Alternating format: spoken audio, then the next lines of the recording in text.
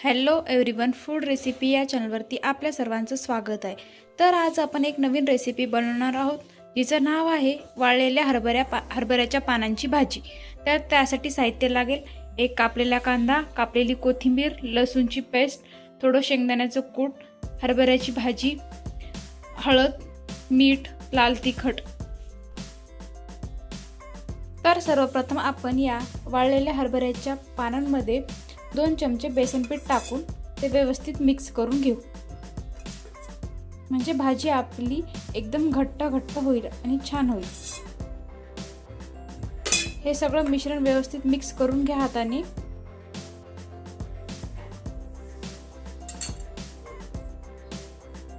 व्यवस्थित मिक्स करून झाल्याच्या नंतर फोडणीच्या तयारीला लागा।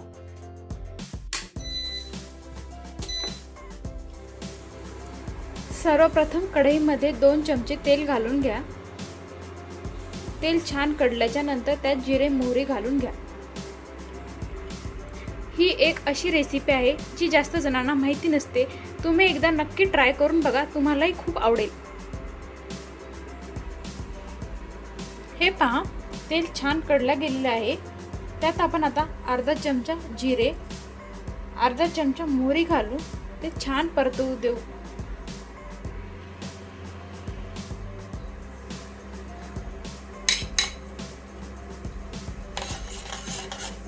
जिरे मोहरी चांगले कडल्याच्या नंतर आपण त्यात लसूण घालून घेऊ। हे पहा, मी लसूण टाकत आहे। लसूण पण छान परतवून घ्या।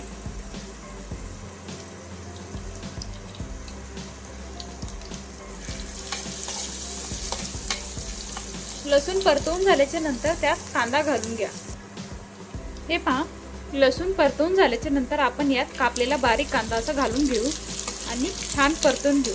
कांदा तोपर्यंत परतवू द्यायचा जोपर्यंत तो लालसर होत नाही। लालसर झाला म्हणजे भाजीला टेस्ट छान येईल।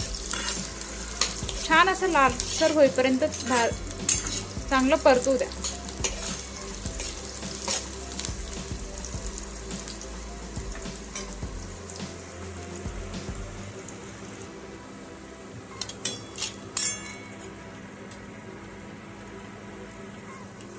हे पहा, आपला कांदा असा लालसर होत आहे।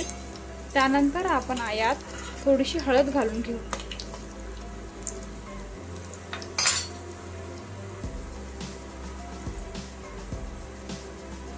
हळद घालून झाल्याच्या नंतर आपण हे साहित्य सगळं मिक्स करून घेऊ व्यवस्थित, म्हणजे हळद तेलामध्ये व्यवस्थित मिक्स झाली।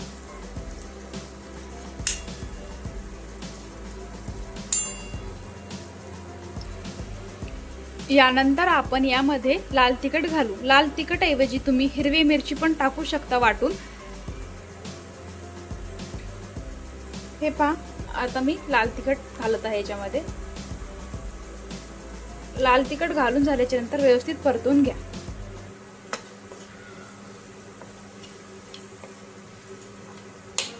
सगळं तेलामध्ये लाल तिखट व्यवस्थित मिक्स होऊ द्या। यानंतर आपण यामध्ये थोडीशी कोथिंबीर घालून घेऊ।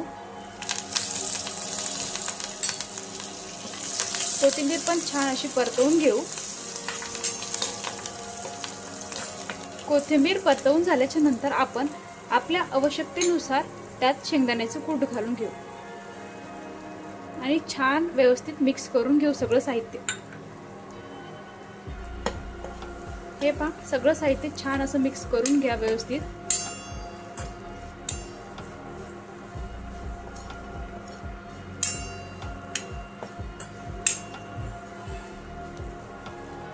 हे पहा, सगळं साहित्य असं छान मिक्स झालेलं आहे।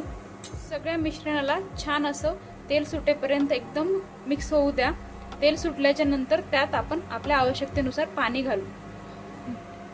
जर भाजी आपल्याला घट्ट हवी असेल तर आपण अर्धा ग्लास पाणी घालू। जर पातळ हवी असेल तर 1 ग्लास पाणी घालून घेऊ।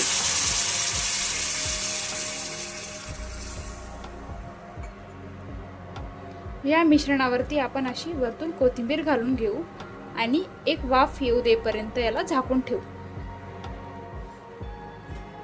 हे पहा, भाजीला वास पण खूप छान येतोय।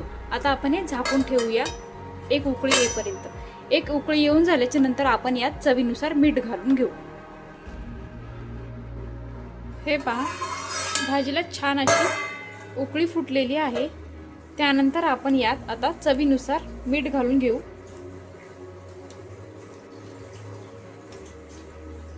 मीठ घालून झाल्याच्या नंतर एकदा भाजीला परत परतवून घेऊ।